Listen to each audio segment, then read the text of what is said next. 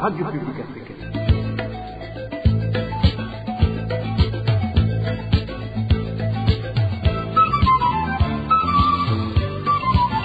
Radio Publique Africaine.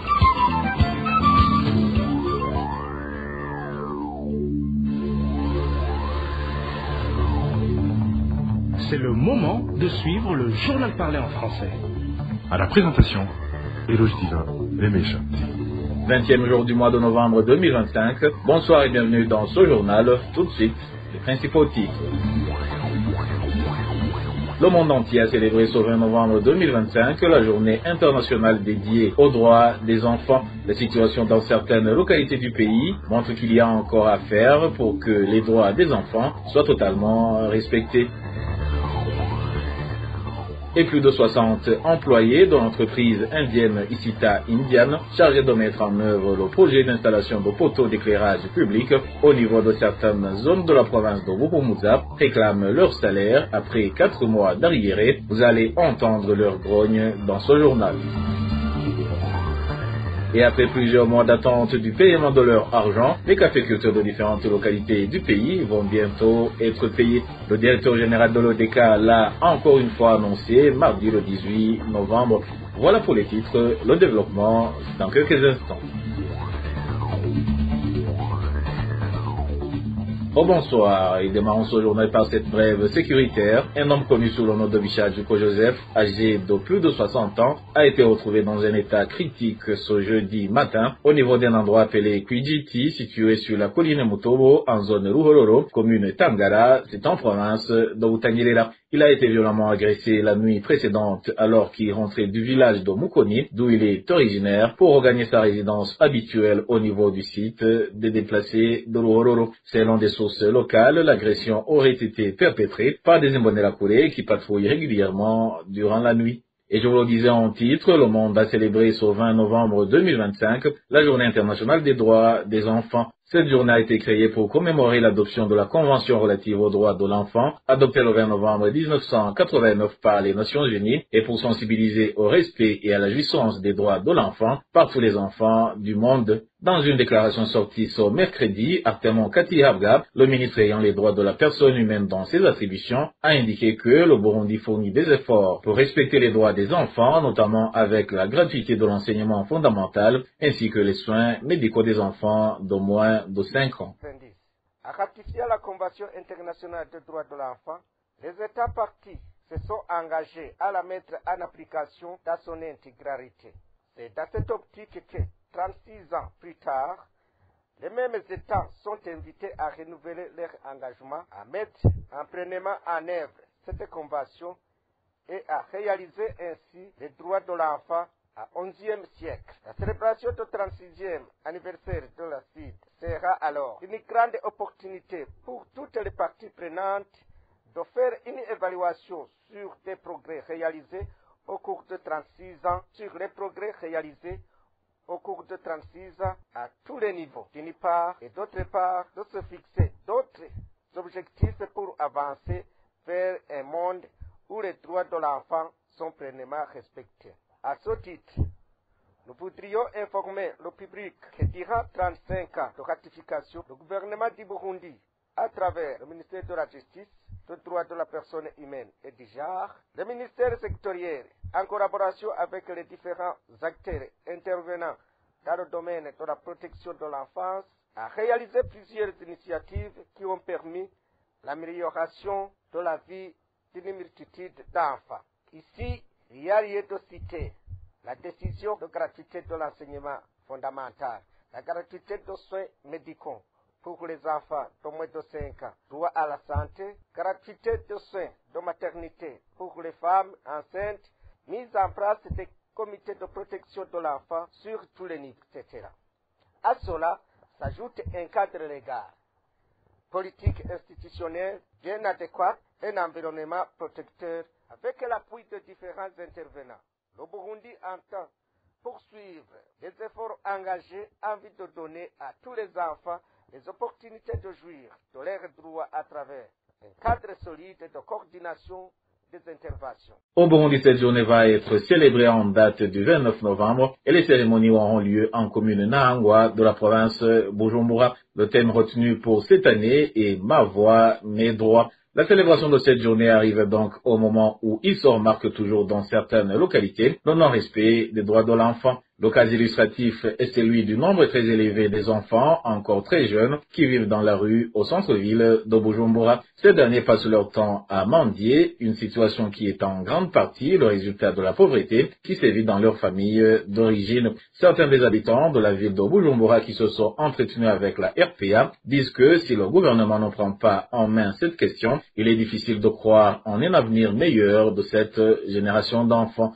Balthazar Miburo nous fait le point. Les habitants de la ville de Bujumbura, faut savoir qu'ils sont vraiment dépassés par le nombre des enfants de la rue qui continue d'augmenter dans cette capitale économique. L'un de ces habitants indique que la situation actuelle est très préoccupante car il s'observe à présent 3 groupes de ces enfants selon leur tranche d'âge. Certains sont encore très jeunes, d'autres sont des adolescents qui s'adonnent aux drogues et ces derniers sont capables de commettre différents crimes.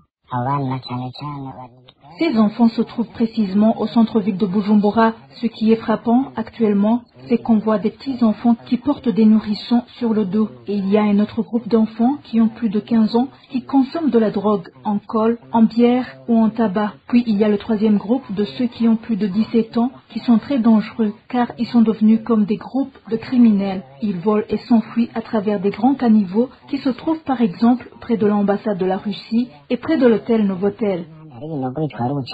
Ce citoyen ajoute qu'il y a même des petits-enfants qui sont utilisés pour mendier. La plupart d'entre eux se trouvent plus particulièrement dans les parkings de bus et dans les zones situées au nord de la ville de Bujumbura. Une autre chose très déplorable, c'est qu'il y a des personnes qui louent des petits-enfants pour aller mendier. Ces enfants sont éparpillés partout dans les rues que si les conducteurs de véhicules ne font pas attention, ils peuvent les percuter et leurs mères se cachent quelque part en attendant que leurs enfants leur apportent l'argent mendié. Cela fait très peur. Ces enfants sont très nombreux, surtout dans les parkings des bus, dans les carrefours des routes, comme devant l'hôtel Novotel. On les trouve également dans les zones du nord de Bujumbura, telles que dans les zones Kamenge et Kinama. C'est triste, car nous voyons que ces enfants n'ont pas d'avenir. D'après ces habitants, avant les conditions de vie précaires de ces enfants, cela semble que le gouvernement du Burundi les a abandonnés à leur sort ou encore qu'il est incapable de résoudre ce problème crucial qui hante cette jeunesse qui pouvait être l'avenir du Burundi. Il lance alors un appel aux autorités de se rappeler que le Burundi a ratifié la convention relative aux droits de l'enfant qui protège leurs droits, donc que ces autorités doivent assurer sa mise en application. Et en restant sur ce phénomène des enfants en situation de rue, quittons Bujumbura pour nous rendre en province de Butanyerera, où l'effectif des enfants en situation de rue ne cesse également d'augmenter au niveau de différentes villes. Ces enfants vivent également dans le calvaire depuis que les associations qui les aidaient ont fini par laisser de leur venir en aide. Plus de détails avec Elvis. Les effectifs élevés de ces enfants s'observent en grande partie dans le nouveau village à l'endroit appelé Mujabwandimari, autour du marché et tout près des magasins de la commune Kayanza. Dans la ville de Ngozi, ces enfants sont marqués à Kigarama, dans le quartier Shikiro, ainsi que dans les petites villes comme Mubuga, Lukecho, Masanganzira et d'autres endroits publics. En commune Kirundo, des enfants en situation de rue se font remarquer dans les quartiers les plus habités comme Bushaza, dans les bars, tout près des restaurants et à l'endroit appelé Kasura. Au total, ces enfants sont environ 300 en commune Kayanza, 400 dans les différentes villes de Ngozi et 200 dans la ville de Kirundo, selon les rapports des associations qui prenaient en charge ces enfants, ainsi que ceux des défenseurs des droits de l'enfant œuvrant dans ces localités du Burundi. Pour manger, ces enfants doivent attendre les restes provenant des restaurants fouillés dans les poubelles ou parfois voler les passants. Pour cette raison, ils sont souvent considérés comme des voleurs dans différents ménages, d'autant plus que la plupart dorment dans des chantiers et des maisons en construction dans ces villes où ils passent les régions.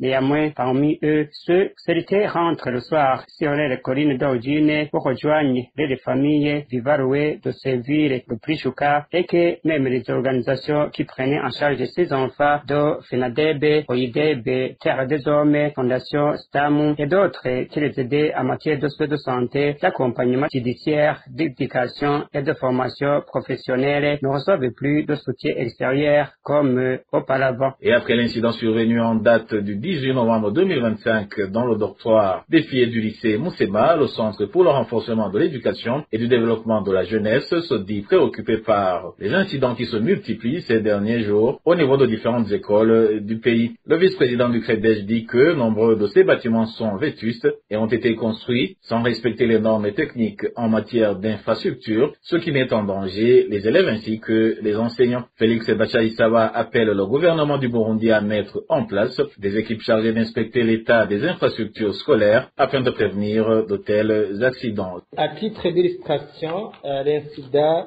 du 18 novembre 2025 dans le dortoir des filles du lycée Moussema a détruit tout le matériel de 107 élèves dans un contexte où de nombreux parents traversent une situation de crise économique. Et autre exemple, le 4 novembre, des pluies torrentielles ont arraché les tours de l'écofort Kinam 3, privant les enfants de 3 classes de cours. Le 11 octobre 2025, arrêté Makamba, l'incident du dortoir des garçons a détruit les biens de nombreux élèves et certains ont malheureusement perdu la vie.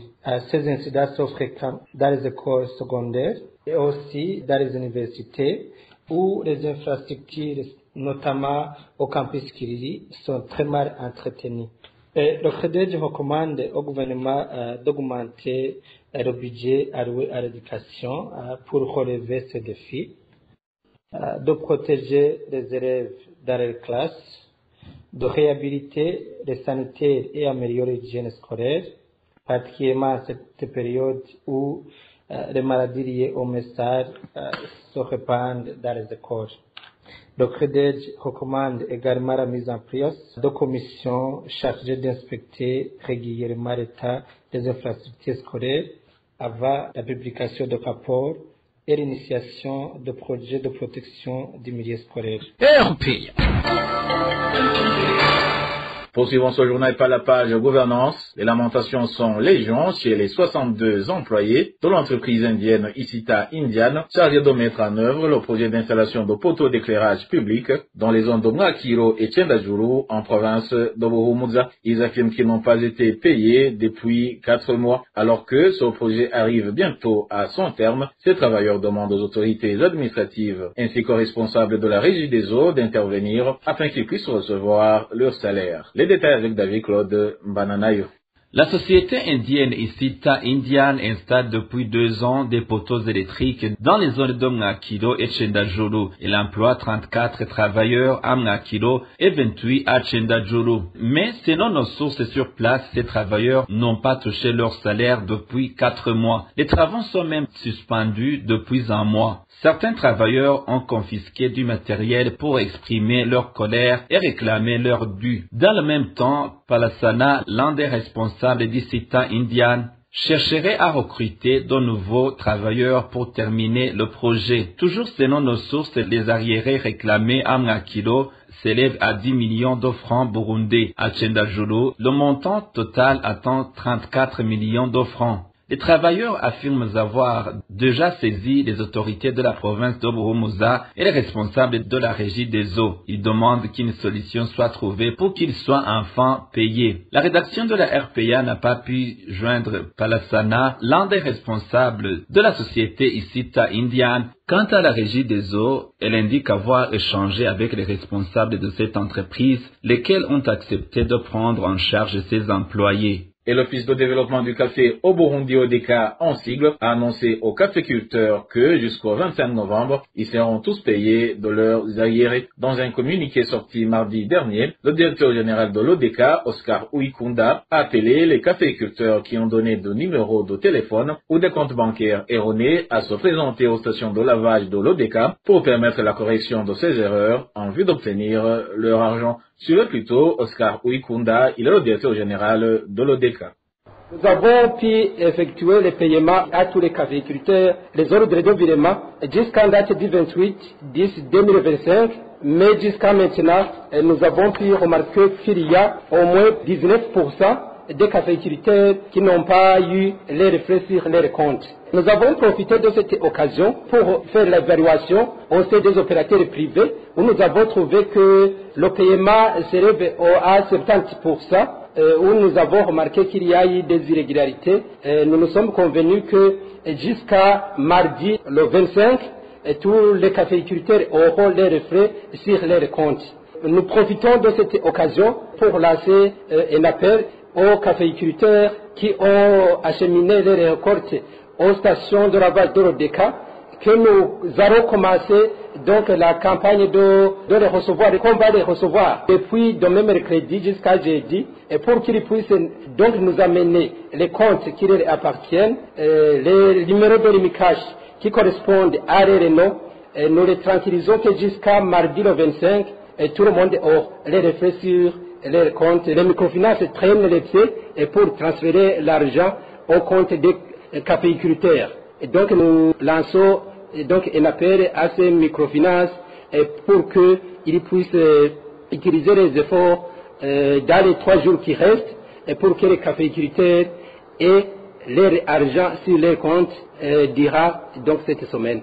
À titre de rappel, ce n'est pas la première fois que le directeur général de l'ODECA promet aux caféiculteurs qui vont être payés au mois d'août 2025. Oscar Ouikunda avait également annoncé que, en date du 25 août 2025, ils allaient commencer à être payés, ce qui n'a pas été respecté. Et au moment où les policiers burundais se plaignent, affirmant que leurs uniformes de service sont usés, Martin Niteletse, ancien ministre de la Sécurité, leur avait promis que chaque policier recevrait 2 uniformes de service avant la fin du mois de septembre. Lors d'une réunion tenue le 22 juillet de cette année avec les policiers de la région Ouest, Martin Niteletse avait expliqué que les irrégularités constatées dans la distribution à temps de ces uniformes étaient dues au retard enregistré dans la conclusion des contrats d'achat de ce matériel. Les policiers burundais déplorent ainsi que cet engagement de l'ancien ministre Niteletse n'ait pas été respecté, ce qui les empêche d'accomplir correctement leur travail. Et dernière nouvelle de ce journal, les habitants de la ville de Bujumbura affirment que les prix de certains produits alimentaires de première nécessité, notamment les céréales, ne cessent d'augmenter jour après jour. Certains de ceux qui se sont confiés à la radio publique africaine révèlent que les prix de ces denrées changent d'un jour à l'autre. Walter Pizera pour plus de détails. Les céréales comme le riz, le maïs, le petit pois, ainsi que les haricots voient leur prix augmenter jour après jour. Selon la population de la mairie de Bujumbura, aucun prix n'est stable pour ces denrées. Un exemple donné par les habitants est le riz simple, cultivé localement, qui coûte aujourd'hui entre 6 000 et 8 500 francs burundais, alors que très récemment, il se vendait entre 4 000 et 5 000. Quant au riz importé de Tanzanie, 1 kg varie entre 8 500 et 10 000, alors que 2 mois auparavant, il coûtait entre 6 500 et 7 000. La même hausse se constate pour les haricots. Les consommateurs signalent que les haricots du type Kirundo, qui valaient récemment 2 500 francs burundais le kilogramme, coûtent maintenant entre 3 500 et 4 500 francs burundais. Pour d'autres types comme Kirundo et Muhoro, le kilogramme coûte 6 500 francs contre 5 000 ou 5 500 le mois dernier. Pour les petits pois, presque introuvables, 1 kilogramme coûte 20 000 francs burundais ou plus contre 16 000 il y a 2 mois. Selon nos sources à la mairie de Bujumbura, le prix des céréales a presque augmenté pour toutes ces denrées, comme le confirment certains habitants. Tous les prix des denrées ont tellement grimpé. Le riz simplement cultivé ici au Burundi coûte 7 000 francs burundais. Et cette hausse se remarque sur presque tous les articles au marché. Les habitants estiment qu'aucune de ces denrées n'a de prix fixe, les coûts variant du jour au lendemain, situation qui se retrouve également dans d'autres communes de la province de Bujumbura sans intervention de l'administration. Et voilà, chers auditeurs de la radio publique africaine, c'est par ce reportage de Walter Pizera que le journal de ce 20 novembre 2025 se termine. Merci pour votre écoute et je remercie mes collègues de la rédaction et ceux de la technique pour leur collaboration. À la présentation de ce journal, vous étiez avec Eloge Divin Remecha. Je vous souhaite une excellente soirée.